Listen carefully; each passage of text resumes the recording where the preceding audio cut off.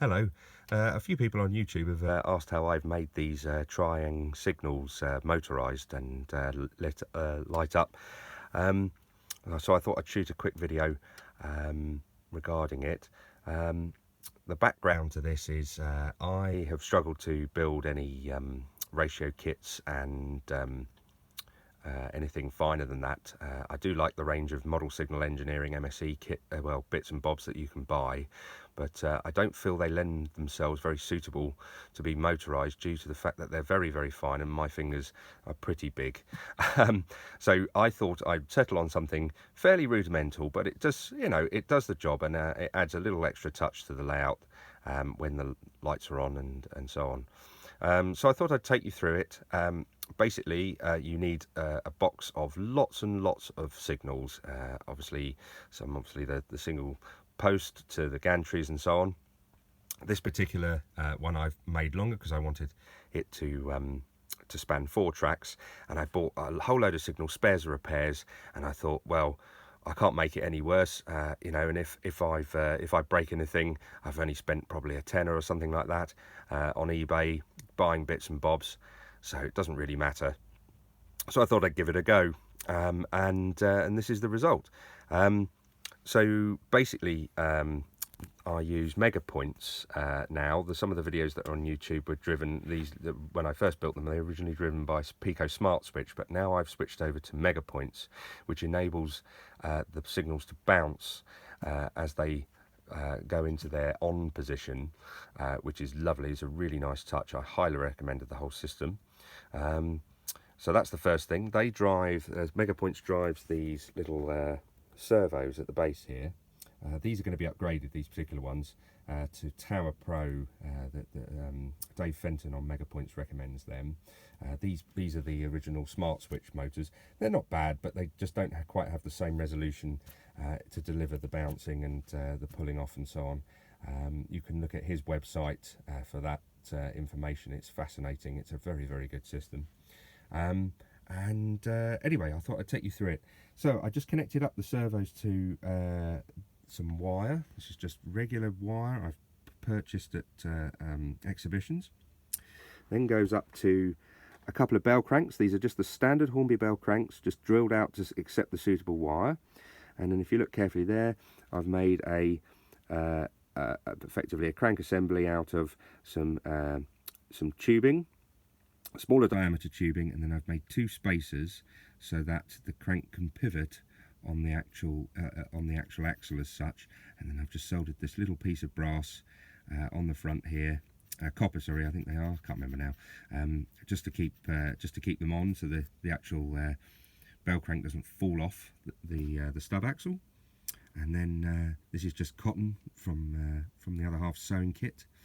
Don't tell her. And then again, here's the tube that's the inner diameter of the bell crank. So that is matched to the Hornby. Sorry, my fingers aren't very good. The Hornby, the center diameter of the pin that goes through this crank axle here. So that's the same size. And then here, the 2 spacers you see, they are just tubing that's a slightly bigger diameter, so the whole thing pivots and rolls around easily, so there's no friction points. That's just glued into the frame. I've drilled through so that you can. There's the back end of the stub there. Sorry, I don't know if the camera will go into view, to focus. There we go. And so that's that. Then obviously I've put these pivot points in just to ease the fabric round, so the cotton round, so it doesn't snag. It comes up through a hole in the floor, and then that ties up to the relevant signal arm or the crank. It's not highly prototypical, but it works, so I'm quite pleased with that. And then in terms of the spectacle plates and so on, so I've taken a load of these Hornby arms, I've drilled out the spectacle plates, and I've stuck some stage lighting filter on the back by a company called Lee Filters.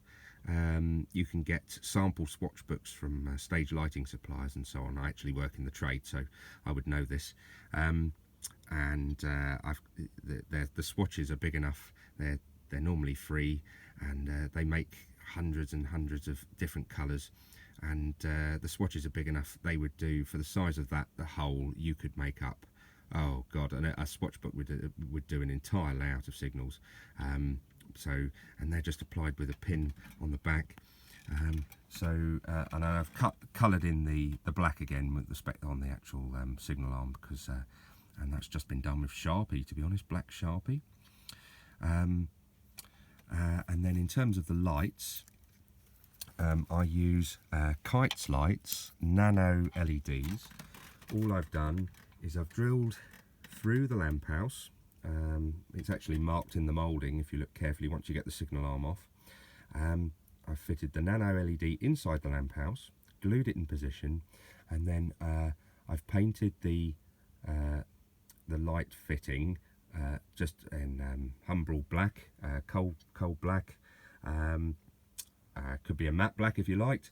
A nice good thick coat though, because when that light comes on, all of the plastic glows white, which we don't really want. We want the light to only go forward, we don't want it to go backwards or through the signal itself. So I've painted that nice and thick, and that's done the job, including inside the hole.